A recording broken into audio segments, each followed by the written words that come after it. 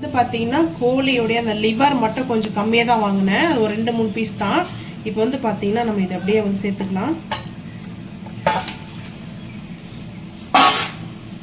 வந்து சேர்த்தாச்சு. லிவர் வந்து பார்த்தீங்கன்னா நான் 1-2 தான் வந்து வாங்கினேன். இது வந்து ஊருக்கு கொண்டு போனோம். இது பார்த்தீங்கன்னா 1 kg வந்து வாங்குறது நறுக்கிறதுனால பார்க்கறதுக்கு இவ்வளோ இருக்குன்னு நினைக்காதீங்க. இது எல்லாமே பார்த்தீங்கன்னா ட்ரை ஆக ஆக வந்து பார்த்தீங்கன்னா அது கம்மியாயிடும் வந்துட்டு. ஸோ அதனால தான் இதுல இருந்து கொஞ்சம் ஆயில் வந்து ஊருக்கு கொண்டு போனா மட்டும் இவ்வளோ சூப்பராக செஞ்சதுன்னு பழகுது.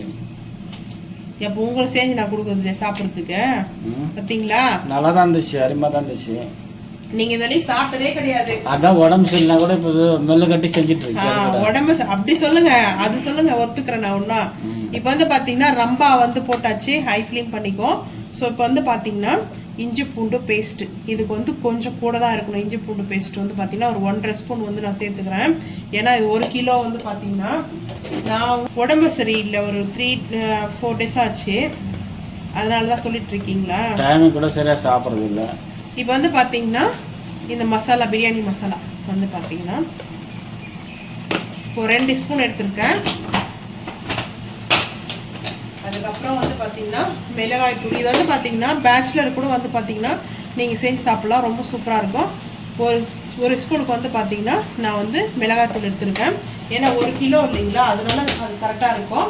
அதுக்கப்புறம் வந்து பார்த்தீங்கன்னா வந்து மிக்ஸ் பண்ணிக்கலாம். சாப்பிட்டு கூட இல்லை. வந்து பார்த்தீங்கன்னா கல் உப்பு வந்து சேர்த்துக்கலாம். கொஞ்சமாக வந்து கல் உப்பு வந்து சேர்த்துக்கலாம், பத்தல்னா கூட அதுக்கப்புறம் சேர்த்துக்கலாம். இது கூட வந்து பார்த்தீங்கன்னா பெப்பரும் வந்து போட்டுடணும். அப்போ தான் அந்த பெப்பரோடைய நல்லா ரோஸ்ட் வந்து இதுவாகும். பெப்பர் தாராளமாக ஒரு 1.5 ஸ்பூனுக்கு வந்து போடுங்க. பெப்பர் தான் மெயின். பெப்பர், இஞ்சி பூண்டு பேஸ்ட் தான். கொத்தமல்லி வந்து மேலே போட்டுக்கலாம். புதினா வந்து போட்டுக்கலாம். கொஞ்சமாக வெங்காயம் வந்து சேர்த்துக்கலாம். இது நல்லா சேர்த்துட்டு இப்போ வந்து மிக்ஸ் பண்ணிடலாம். இது வந்து பார்த்தீங்கன்னா மூடி போட்டுடணும். மூடி போடலாம் டப்புன்னு வெடிக்க ஆரம்பிக்கும் இதில். ஸோ இது வந்து நல்லா வந்து மூடி போட்டு குக் பண்ணிக்கலாம். இப்போ லஞ்சுக்கு வந்து பார்த்தீங்கன்னா தோசை மட்டும் போதும். ஏன்னா நம்ம கிளம்புறோம் இல்லையா, அதனால தோசை மட்டும் போதும். அங்கே ரைஸ் செய்ய சொல்லிட்டு இருக்கேன் ஊரில். செஞ்சு எடுத்துகிட்டு வர சொன்னேன். சரி, அதனால் ரைஸ் மட்டும் செய்கிறேன் சொல்லியிருக்கான். இப்போ வந்து பார்த்தீங்கன்னா நல்லா வந்து இதை மிக்ஸ் பண்ணிக்கலாம்.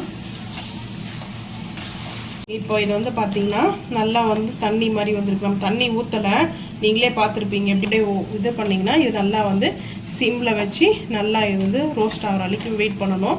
சூப்பராக ரோஸ்ட் ஆகிடும். நம்ம கிரேவியாக இருக்குது வந்து எப்படி இருக்குது பார்த்தீங்கன்னா ரெஸ்டாரண்ட் மாதிரி சூப்பராக இருக்கும். வந்து இது நல்லா வந்து ரோஸ்ட் ஆகட்டும், பார்த்துக்கலாம். அதுக்குள்ள இப்போ வந்து பார்த்தீங்கன்னா ரோஸ்ட் ஆகிடுச்சு. கோழி இறப்பை வந்து பார்த்தீங்கன்னா இது பேர் என்னன்னு சொல்லுவாங்க? ஸ்டொமக். இங்கிலீஷ் கேட்கல, அது எனக்கும் தெரியும். வேற இன்னும் சொல்லுவாங்களே, இன்னும் ஐயோ அதுவும் இல்லை. அதுக்கப்புறம் வேற என்ன சொல்லுவாங்க?